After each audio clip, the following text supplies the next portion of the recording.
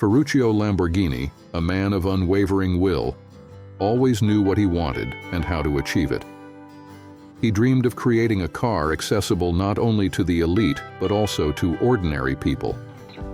Watch the video to the end to find out how Lamborghini attempted to realize this dream with the Urraco model and why this people's Lamborghini didn't become a mass-market success.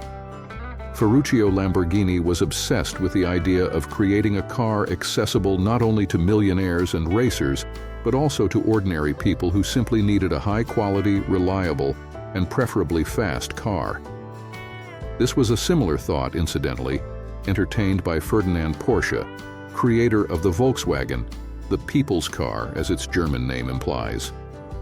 However, unlike Porsche, who enjoyed strong government support, Lamborghini had to manage his finances independently.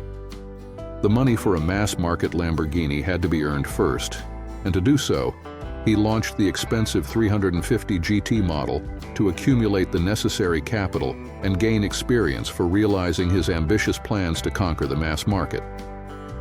Lamborghini considered the Porsche 911 and Ferrari Dino his main competitors for his future people's car. He had admired the 911 since its debut in 1963. However, Ferruccio considered the rear-engine layout an atavism and a mistake, even one made by the brilliant Porsche. In Lamborghini's opinion, the mid-engine Dino's most significant drawback was its cramped two-seater cabin. Ultimately, he decided to combine the best qualities of both competitors. His new car would be mid-engined, but with a more practical 2+2 cabin. The small Lamborghini was first presented to the public at the 1970 Turin Motor Show. However, it wasn't until 3 years later that the model went into series production. The early 1970s economic downturn intervened. During this time, it became clear that the initial plan to produce 2,000 cars a year was completely unrealistic, and under the new circumstances, the bar had to be lowered. Development of the engine for the new model was entrusted to a young but promising engineer, Paolo Stanzani, who would later become a legend in engine design. Stanzani created a 90-degree V8 engine. Short stroke and high revving, 7,500 RPM was average for it. Lightweight thanks to the use of aluminum alloys. To ensure mass production of this technologically advanced engine, the company had to invest in the latest equipment at the time, including numerically controlled machines from Olivetti. But the result exceeded all expectations. The engine turned out to be not only powerful, but also durable, quite reliable, and relatively simple to manufacture, considering, of course, the advanced production equipment. The issue was that a 2.5-liter V8 seemed somewhat excessive for a people's car. A typical Italian family car of those years made do with a 1.25-liter four-cylinder engine, without refinements like a 10.1 compression ratio or twin overhead camshafts. The engine was placed transversely between the passenger compartment and the rear axle. A longitudinal layout would have required increasing the wheelbase or reducing the cabin, both of which were unacceptable. The transmission was located on the left, next to the driver's seat. This ensured optimal weight distribution. A 6-speed gearbox was initially planned, but this idea was quickly abandoned due to the high cost and size. A 5-speed gearbox had to suffice. The engine, transmission, and final drive were combined into a single unit, which was mounted on a special subframe and attached to the body with several bolts. The body design was entrusted to the Italian design house Bertone, specifically to Maestro Marcello Gandini. His creation was the sharp, futuristic look of the Urraco, which has remained remarkably timeless.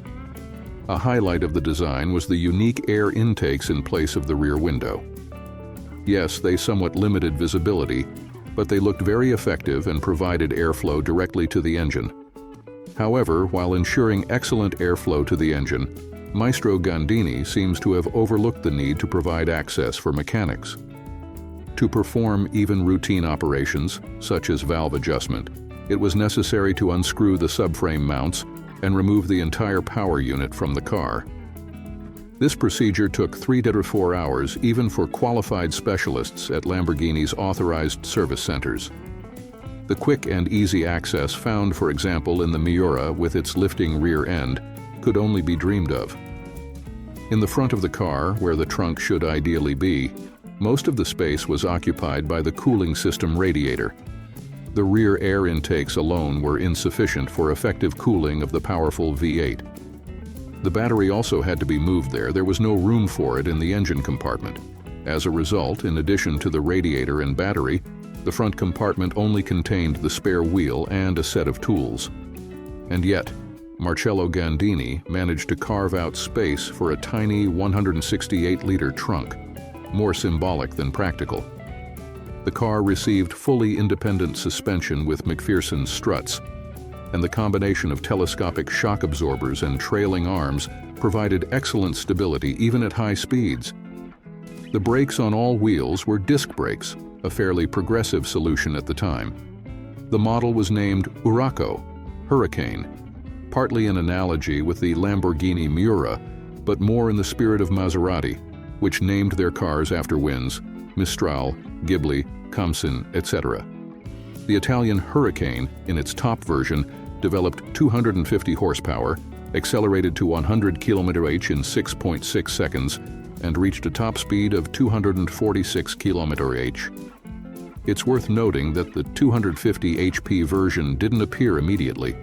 Early Urraco versions had around 200 HP.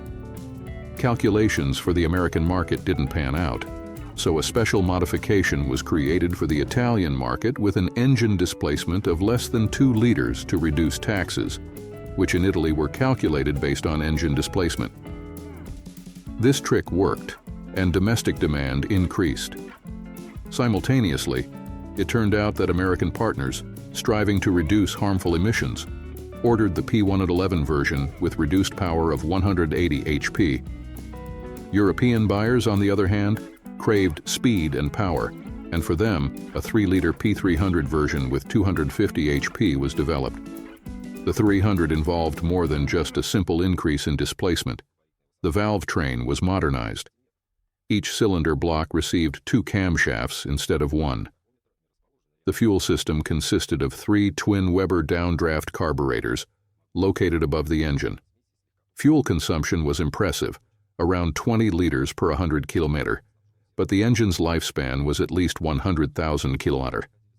The Lamborghini Urraco was produced until the end of 1979.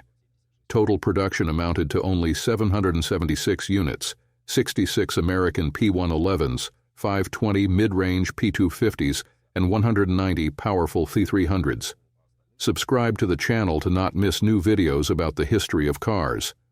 Leave comments, share your opinion about the Lamborghini Urraco and other models. What cars are you interested in?